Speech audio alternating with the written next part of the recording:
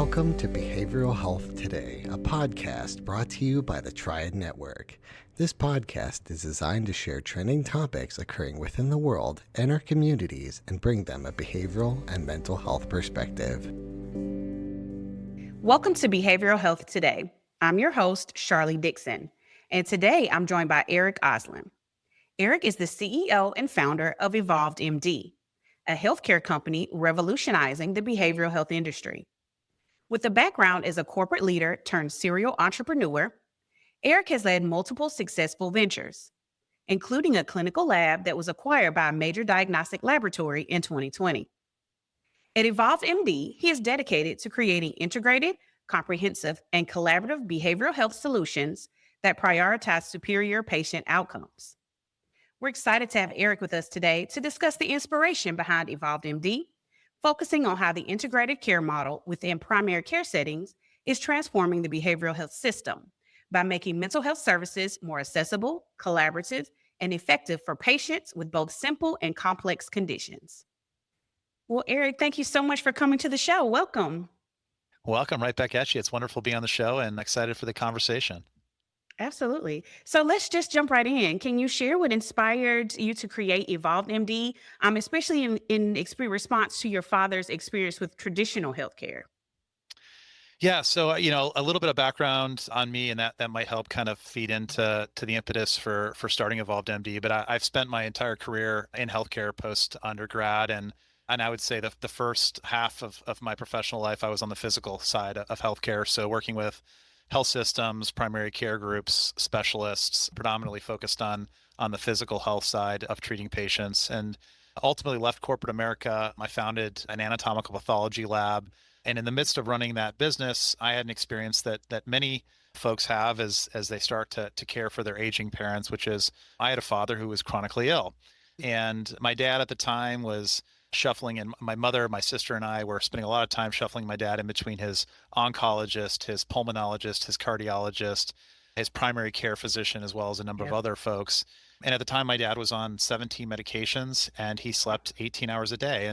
And we were really grappling with this idea is, his dad, we knew dad was a sick guy. We knew that he was on a lot of medications, but we also knew that my dad was suffering from depression. He was mourning the loss of his functionality and all of the challenges that exist within the chronic care space. And so during that period of time, it ultimately lasted about 8 years before my dad passed away. We were really pushing within his primary care physician group to get access to mental health services. And for a period of about 4 years, we tried pretty deliberately. He was a Medicare beneficiary. And we really had very, very little success, actually no success in getting my dad mental health resources at the time. And so I was really frustrated. My mother was really frustrated. And, out of that frustration came the company that we started, evolvedMD, with this idea that we could integrate behavioral health services inside of a care setting that patients trusted, which was their primary care provider. So 2017, we launched our first site here in the West Valley of Phoenix. And my co-founder, Steve Bilgen, our original clinician, Sarah Hanchu, who's now our chief clinical officer, we sat at that clinic for a full year. We delivered one of the first fully integrated collaborative care programs in the state of Arizona. And we learned a lot about integration, about clinical workflows, about outcomes. And obviously since then we've grown quite a bit and are quite pleased with it. But this originating story all comes down to my father, the experience that we had, and really looking at this through the lens of a loved one or a caregiver, and how do we get the folks that we care about the services when they need them. Absolutely. And I mentioned right before we got started on the show that I am a social worker in a dialysis clinic. And so I frequently see that struggle that not just the patients, but the patient's family endure in trying to connect them to not just the physical health things that they need to see, but also working through, like you mentioned, that level of grief almost that they experience and having to accept my life is no longer what it has been, and accepting what it looks like going forward. It is definitely a tough transition for most of the patients that I work with. Yeah, and Sharlee, I mean, it was cool to have that conversation with you prior, and you get to see this every day. But I mean, think about these chronically ill patients that are really going through a challenging course of treatment. For those patients that you see day in and day out, what is the main driver for the patients that you manage when they don't show up for dialysis treatment or they terminate care? I mean, what is the underlying reason for that? It's largely they are giving up, they are depressed. Mm-hmm. Yep. And so yes, by treating these things alongside each other, we can improve outcomes not only from a behavioral health perspective and a mental health perspective, but we can improve the outcomes from a physical health perspective as well. Absolutely. A lot of that, I know, I'm sure you've heard about the social determinants of health. And Yep. so if you aren't able to really address, the basic Maslow's hierarchy of needs, then patients are not able to even worry about the health stuff, because what about life? The things that happen in daily life. How will I eat? How will I get transportation to these medical appointments? All of the things that go along with it. It's a complex issue for sure. Yeah, I mean, this notion of caring for the whole patient, right? There's a lot of Absolutely. elements. There's the body, there's the mind, and then there's these other Mhm. things that are surrounding our patients every day that are, mitigating their ability to receive care and to care for themselves. So we've got to think more holistically about patients. Absolutely. So I was really interested to hear about Evolved MD and how you guys work. So can you talk to us a bit more about this integrated care model and how they address the challenges that we've just discussed? Yeah, I mean, so fundamentally, I think most folks will agree that today we have a very fragmented health system. We have a physical health system that most of us interact with, and then we have a separate behavioral health system. These two systems historically have not talked to one another. They have not created good processes for coordinating care back and forth. And as a result, no one within the system today is largely thinking about how to treat the entire patient, the body and the mind. And so, where does integration come in, and where does evolvedMD come in? We believe that the best care that can be delivered in primary care focuses on the whole patient, so treating both sides of that. We believe that we can knock down many of the barriers and restrictions that exist in accessing behavioral health services by taking behavioral health and putting them into a care setting that patients already trust, which is the primary care setting. And we also recognize the fact that, look, integration can be complex. It can be difficult to structure. It can be difficult to create a financial mechanism that will sustain the program. And so evolvedMD, that is all we do. We are a behavioral health services organization that focuses on one thing, which is placing behavioral health resources directly on site within primary care practices. So today we operate in 5 states, just over 220 individual primary care locations that are fully integrated with our staff on site. And together, alongside their primary care physician, we are treating the whole patient today. We allow the primary care physicians to focus on physical health, and when there is a behavioral health need, whether it's something as mild as mild depression, anxiety, or something as significant as a patient in crisis, we are able to step in, meet that need right there in that care setting within a very short period of time. So, fundamentally, what are we? We are a behavioral health integrator. This is what we do each and every day, and we're really excited about the work that we do. Awesome. Awesome. So can you talk to us a bit about what that looks like in practice? So you mentioned that a primary care provider can just reach out and do a referral, but what does that really look like? What is that process? Is it, a short time frame? So while I'm sitting with my primary care physician, I mentioned that I'm struggling with something, mental health wise. Are they able to just call and make their referral and we talk then? Or, what does that look like? Yeah, so I think one, maybe we define what the standard system looks like today, and then we'll talk a little bit about what it looks like in an evolved MD model. And so Perfect. so today, about 30 to 40% of patients that go into a primary care office have some level of underlying behavioral health need. In today's system, if the primary care provider does screen for a behavioral health disorder, does have a conversation with the patient, what they'll typically do is they'll say, "Hey, Mrs. Jones, I think it'd be valuable for you to go see a psychiatrist or a therapist.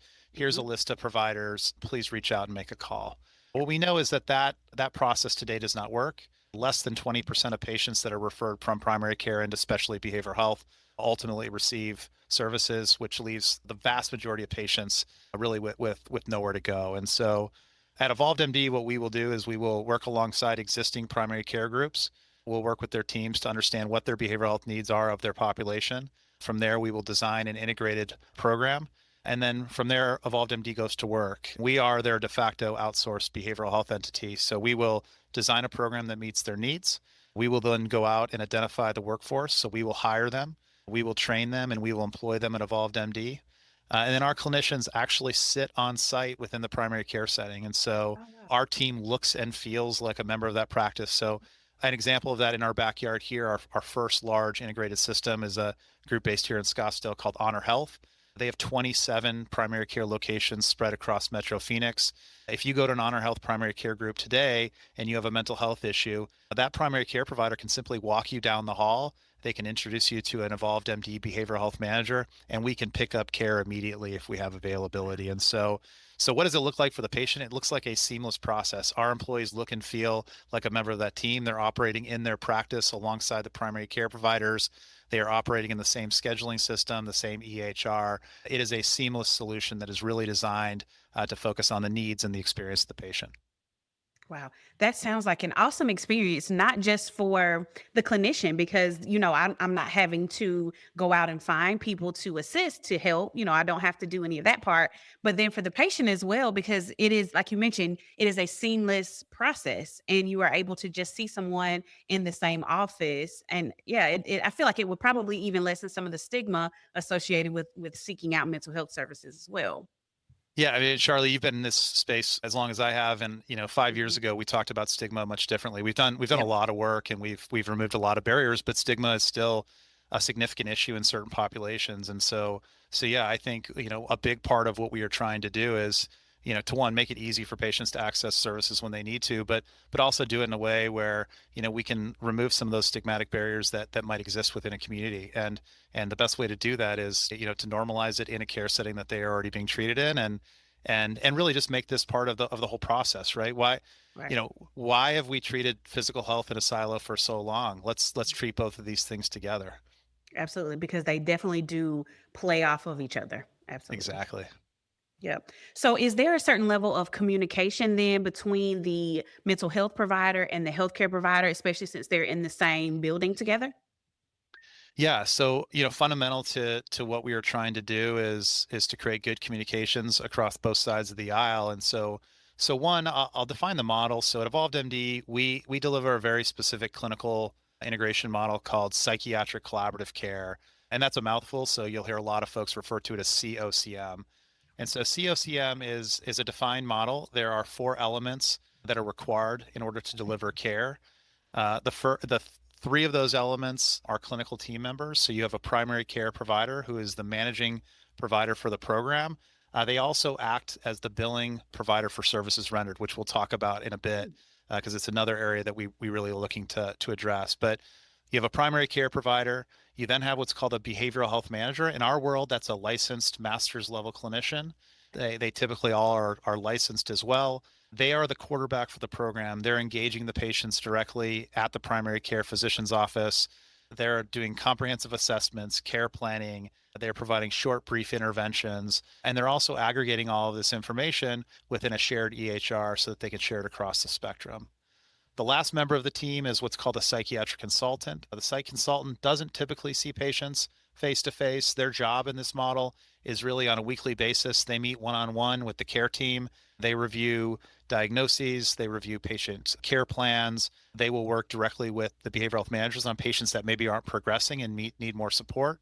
And then finally, they'll also provide recommendations around medications, if it's applicable, that can be sent to the PCP for prescribing and management. And so really looking at collaborative care, it is a team-based approach with three clinicians. There is a technology element that's tied to a behavioral health registry so that we can track patient performance over time and ultimately deliver what's called measurement-based care. But all of these things are happening within that primary care ecosystem. And from a communication perspective, not only are we documenting all this information in the same practice EHR, but we're sitting in team huddles on a daily basis. We're having hallway consults. We are a core member of the team, and we're working directly alongside the PCP to manage that patient's whole health. We'll be right back after a word from our sponsor. Nearly 9 in 10 registered voters believe the nation faces a mental health crisis, according to a new USA Today Suffolk University poll. Americans are more concerned than ever about their mental health. Mental health first aid provides the resources and training to identify, understand, and respond to signs of mental health and substance use challenges. It provides the confidence and skills needed to offer life-saving assistance, and it provides peace of mind. Our experts provide mental health first aid training for adults, teens, caregivers, veterans, law enforcement, EMS, and school faculty. Mental health concerns are on the rise, but evidence-based training through mental health first aid can make a difference. Visit mentalhealthfirstaid.org to find a course near you, or email hello@mentalhealthfirstaid.org to schedule a training. Courses are available for individuals, groups, organizations, and companies of all sizes. Visit mentalhealthfirstaid.org and make a difference in your community.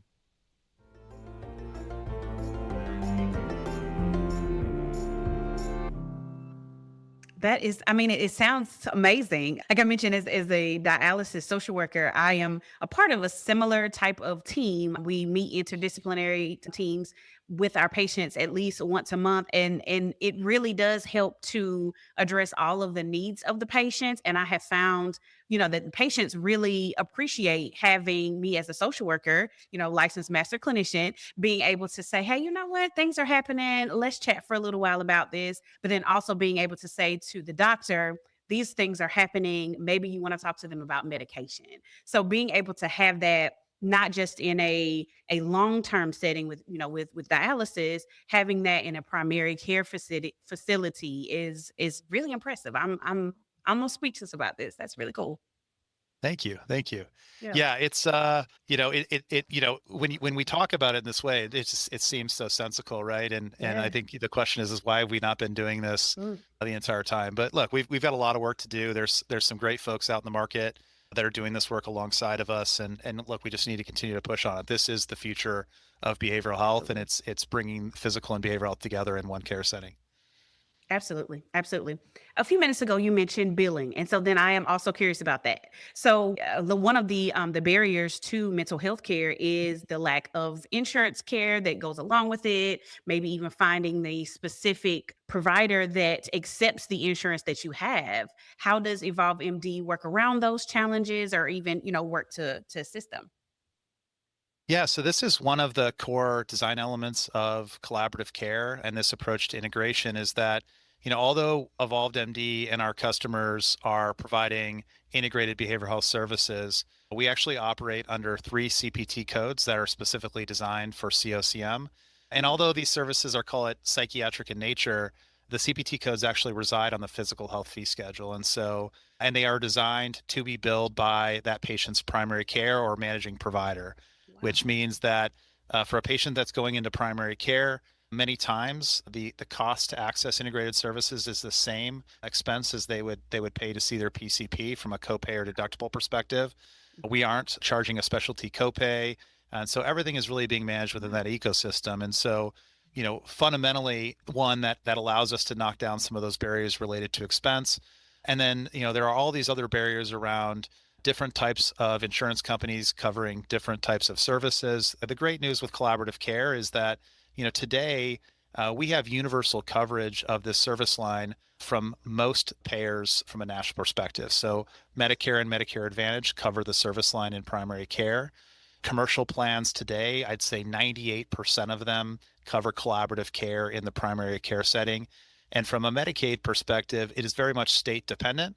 But we are seeing good progress on that front. Today, 30 states have Medicaid plans that cover collaborative care, and there are new states coming on every year. And so, if you look at the way that we support our customers and the patients that they support along the way, when we walk into a clinic, our goal is to service all of the patients that they service, which means that if they're on panel with that PCP, we can then render services through the insurance mechanism. So, again, a number of advantages, both clinically and economically for the system by operating this way. And again, the goal here is to knock down all the barriers that we currently put in front of patients when it comes to accessing mental health. Nice, nice. Okay. So in your model, and I don't recall if we discussed this, but patients, how often are they having sessions with their clinicians? Is it like a once a month type check-in? And how does that differ when there is a patient who has a more complex or severe condition, like I mentioned, dialysis or cancer or, some form of addiction? Yeah, so one, I think it is clear. It's important that we talk about the distinction between collaborative care and traditional therapy. Mhm. And along the way, we also have to recognize that the existing model of care within behavioral health doesn't necessarily meet the needs of all patients. Obviously, from an access perspective, we talk about that a lot. But Yeah. but if you start to look at the prevalence that exists within behavioral health and the workforce that we have to support that prevalence, it's not pragmatic for us to think that we can simply offer every single patient weekly therapy that's ongoing. So one, we have to start to shift that paradigm. To me, the biggest shift that has to happen and is underway, specifically in integration, is a move towards what's called measurement-based care. We can no longer treat patients based solely off of qualitative data. We have to start to measure certain metrics along the way. We need to understand which patients are progressing, which patients need more. And so one fundamental to our model and to most integrated models is that we are inherently designed to treat patients towards a designated target. So we will identify a desired outcome. Our job is then to treat that patient to that desired outcome. And when they're there, we will celebrate the patient, we will graduate them off the panel, and we will move on to a new patient to begin to render services. So fundamental to everything that we do and to where the market is shifting is we have to start to have this approach where there is an off-ramp for every single patient that enters the mental health system.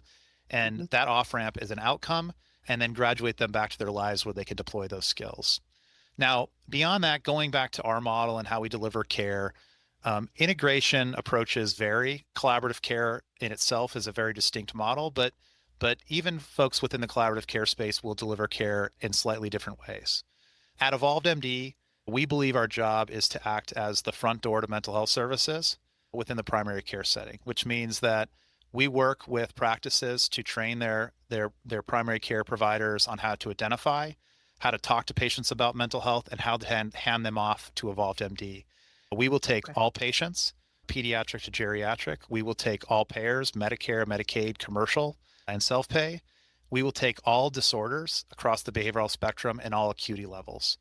And from there, what our job is to do is to figure out what that patient needs, whether we can manage that need in primary care, or whether we need to work with that patient to transition care to a specialty outpatient provider. And so today within evolvedMD, we can manage about 80 to 85% of the patients that come to us in primary care where we are their sole provider.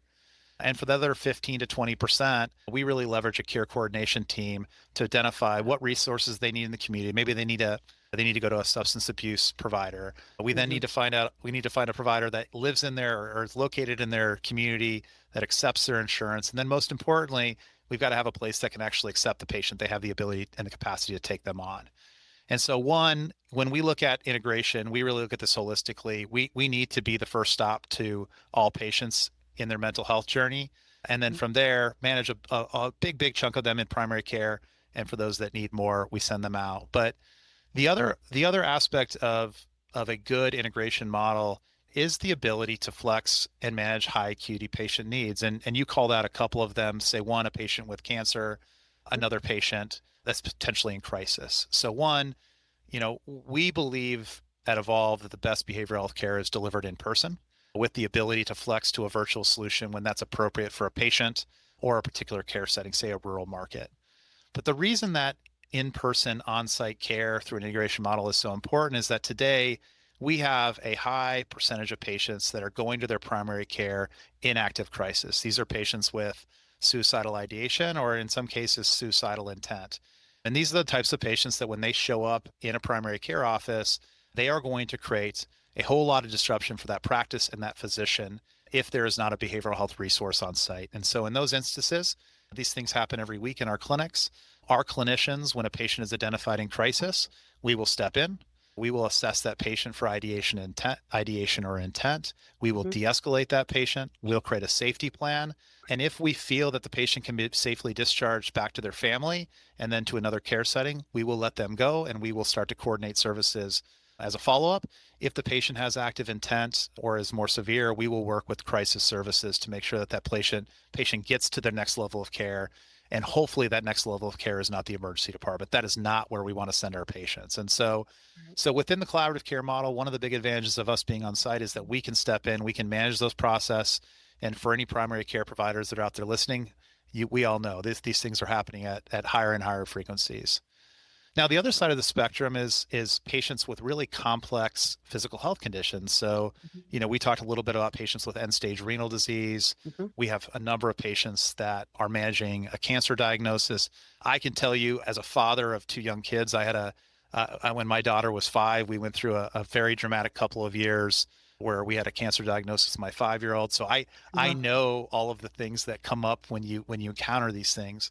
And Hmm. in those situations for chronic complex disease sets, we can actually be a great place for those patients to land because we can provide them the tools and resources to manage their physical and their mental health. We can talk through all of the things that are going on in their lives, and we can do it at a frequency that is going to meet their schedule. And so one, going back to kind of how we do that, are we seeing patients on a weekly basis? No. We will typically in our model see a patient once a month for a long form session, which is typically 45 to an hour long. And then subsequent to that, if the patient needs additional touch points during the calendar month, we will typically do 1 to 2 additional outreach calls. So think about going to your therapist, you sit down, we've identified a number of skills that we're going to work on. And then the therapist says, all right, patient, let's go out and let's work on those skills at home. A week or two later, the therapist will pick up the call. They'll say, Sharlee, I'm just checking in to see how you're doing. We talked about some homework and some skills that you were working on. How is that going? How are you feeling? This Hmm. also allows us to get a sense of where the patient is at. Maybe we've got to pull them back in because they've had, some sort of exacerbation, but really taking a dual approach with in-person visits that are long form and then short encounters that happen after that during the calendar month to support those patients' needs. So fundamental that's going to differ from a collaborative care model to collaborative care model, but at evolvedMD, we really break up between longer form sessions and then short, brief interactions. Gotcha. And so let's just say I own a practice and I want to integrate behavioral health services, along with what I provide, with physically. What does that partnership process with evolvedMD look like? And how do you ensure a smooth collaboration? Yeah. So one, if you're a primary care group out there listening, I would really encourage you to go out and explore integration, whether you're going to use a group like evolvedMD or whether you're going to do this on your own. I think it's a really important feature. It's going to be key to the future of primary care. It's going to be the key to the future of any value-based care relationships. And it's just a better way to manage and support your patient population. For those groups that work alongside evolvedMD, they come to us. We work alongside them to be their de facto outsourced behavioral health group, which means that on the front end, we sit down with their clinical team and we say, here are the core services that we offer. Here's how we approach things. Here are some specific disease sets. Maybe it's pain management, maybe it's diabetes, maybe it's, you name it, cancer care, or we can do plugins. Once our customer has told us how they want the model to look, we will then go out and start to build out the models of the program. So first we'll Hmm. identify workforce in that community. We'll go out and interview, we'll hire, and then we train. We bring everybody back to Scottsdale to train them in-house at evolvedMD. And then from there, we launch the program at their practice, which means that we train all of their staff, everybody from the front desk to the MAs to the individual providers. We provide all the technology elements, all of the billing support, all of the documentation support. And then once the program is launched, we continue to stay there on site. It's our staff member, our W-2 employee that's working on site. We have clinical management support that comes in on a weekly basis to do everything from managing RFT that's on site to helping support workflows, ongoing education and training. We are alongside our customers for the entire journey. And I think one of the things that we're the most proud at evolvedMD is we've been operating now for 8 years. And over that time, we have churned out less than 0.5% of our customer base. Typically, once we sign a customer, we are along that ride for the long term. And so, we have customers here in Phoenix that have been with us for, over 7 years now. And as we continue to expand into new markets like Colorado, Utah, New Mexico, and Florida, we are seeing that our relationship with our customers continues to be consistent and very tight. So this is this is a very tightly aligned relationship that we have with our customers. Love that. Because I do think that it starts with the relationship of the providers, and that does kind of trickle down to the patients. You feel that connection level when it starts from the top. Yeah. I mean, we are caring for patients right alongside the primary Mhm. care team. I mean, and for the patients, we don't want them to know that there's a delineation. So we have to be very closely synced. Very nice. Very nice. So you've mentioned a few times that this type of care is the future. So what are the long-term goals for evolvedMD and in terms of expanding integrated behavioral healthcare services, and how do you see this model impacting the healthcare system as a whole? Yeah, so I'll start with the health system as a whole. I think if you look at what we have today, both with prevalence rates for behavioral health and access to care, I think most folks in our space will acknowledge that the current system's not working. 70% of patients that want care or need care don't receive it. And so fundamentally, there has to be a shift underway. And so we believe that the biggest and most significant shift that will occur will be the bringing together of physical and mental health. It's happening today, and it's happening Yeah. at a level that we've never seen. And the impact, if we do this successfully, is significant. One, we would expect better outcomes from a behavioral health perspective. We'd also expect better physical health outcomes, especially when you think about conditions like diabetes, hypertension, pain management. We also expect these models to improve overall patient satisfaction with the system. We expect this model to reduce provider burnout. We are a relief valve for these PCPs. And then, the cherry on top of the cake is that if we do these things right, the data is clear. We're also going to significantly reduce the total cost of care to manage patients. So this is the path forward. This is one of the most significant moves that we can make from a behavioral health perspective. And certainly I'm pleased that evolvedMD is on the front end of that. Now, what do I see for evolvedMD? There is a lot of growth ahead for us. Today, we're operating in 5 states. We've got just over 220 clinics that are fully integrated with evolvedMD staff. And I would say, look, we are going to grow in a couple of different ways. One, within our core markets, we will continue to focus on density. Density has power for us and our partners and the way that we engage. We build a network in the community. Example of that is our home state of Arizona. We now have 40% of the primary care practices and clinicians in the state of Arizona under contract to integrate behavioral health services. So one, we will continue to do the work and go deeper in the communities we currently serve. And then we will identify new markets and new states that we will enter. Last year, we entered Florida, which was our only new market last year. This year, we are entering 2 new markets, and we'll continue to tack on new states as we have the capacity to grow in a very deliberate fashion.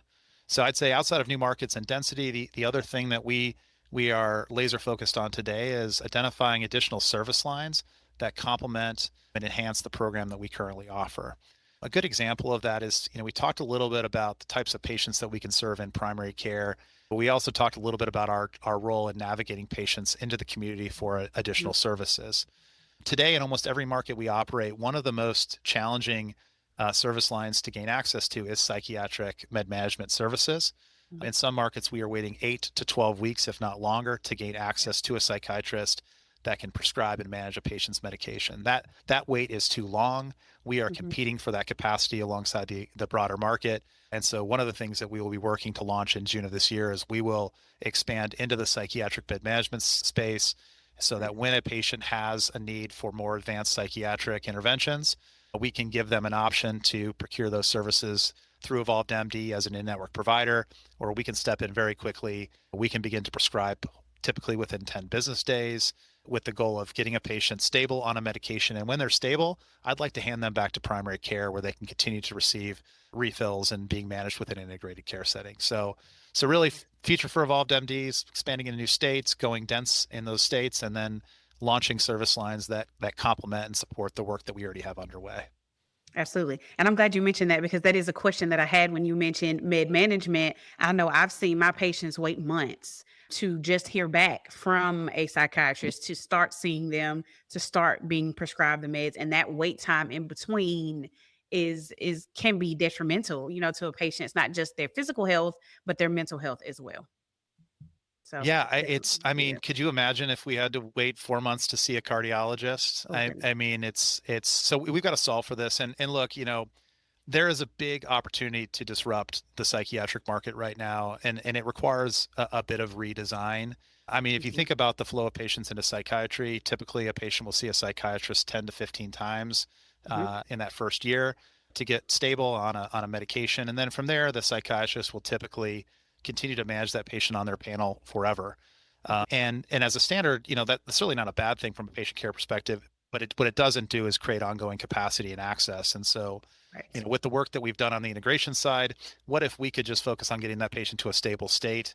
And when they're there, let's hand them back into a fully integrated care setting where that primary care provider can continue to refill the prescription. And if something bubbles up, we've got a psychiatric consultant in the background that can provide recommendations, or they can push them back. But really trying to create a system where we're not holding a panel indefinitely, we're really focused on providing exceptional care, a stable patient, and then providing ongoing access within that system. Nice, nice. And just because I'm very curious. So with all of the changes that are proposed and are already happening with our current administration politically, are there changes, or are you concerned about anything impacting evolvedMD's work with patients? You know, gosh, I wish I had a better sense of how to read the tea leaves with the current administration, That's tough. but it's tough. Mm. You know, what I would say is historically there has been good bipartisan support for expanding access to mental health resources. Sure. There's been good bipartisan support in investing in the category. And, you know, when it comes to behavioral health integration specifically, you know, we have the advantage in that, you know, there is expansive data on this model and on not only on its impact to clinical care, but it's on its impact to total cost of care. And so certainly we need to highlight that issue and to make sure it's front and center. But, you know, at the end of the day, if we are going to solve this mental health crisis that we are in right now, integration is a central piece of that solution. And so what do I know what this administration is going to do on the whole? No, we know that they're going to cut Medicaid enrollment significantly. And so that's certainly going to impact some of our population. But, you know, on the whole, I do believe that regardless of Republican or Democrat or administrations, we should have support for continuing to invest in behavioral health and specifically in behavioral health integration. So I hope I'm not wrong, but we really do see this as a central piece of behavioral health going forward. I agree with you. And I hope that neither of us are wrong about that. So for our listeners who I know will be interested, how can they learn more about your program, and where do they reach out for support? Yeah, so the marketing team has done a great job of being on pretty much every social media platform. So you could certainly find evolvedMD on Instagram, TikTok, Facebook, all of the platforms that I'm not on personally. You can also find me and connect on LinkedIn, where I share a lot of my material. And then certainly the most direct path is you can visit our website, www.evolvedMD.com, which we'll put in the show notes. You can email me directly at Erik, E-R-I-K, @evolvedMD.com, and we'll make sure that we reach out and we coordinate some interaction with you all. But certainly would encourage everybody to get curious about this category. If we can be of assistance, we'd love to help. And certainly we are big cheerleaders for this movement, and we're just excited to be part of it. Awesome. And Erik, I really have appreciated speaking with you today. Thank you so much for coming. Yeah, right back at you, Sharlee. I'm excited to learn more about the work that you all are doing in dialysis. Absolutely. And thank you to our listeners for taking the time to join us. Make sure to follow us on all our social media at Instagram, TikTok, LinkedIn, and even on YouTube at Behavioral Health Today. And if you like our show, give us 5 stars and leave us a review. That helps our show get discovered and share the valuable insights in each episode. As always, the resources for this episode and an archive of all of our other episodes can be found on our webpage at triadhq.com/BHT. And we look forward to having you back with us next time on Behavioral Health Today. We appreciate all the support from our community, and if you like our show, one of the best ways you can support it is by giving us a 5-star rating and leaving a review. Behavioral Health Today is a podcast part of the Triad Behavioral Health Network, all rights reserved.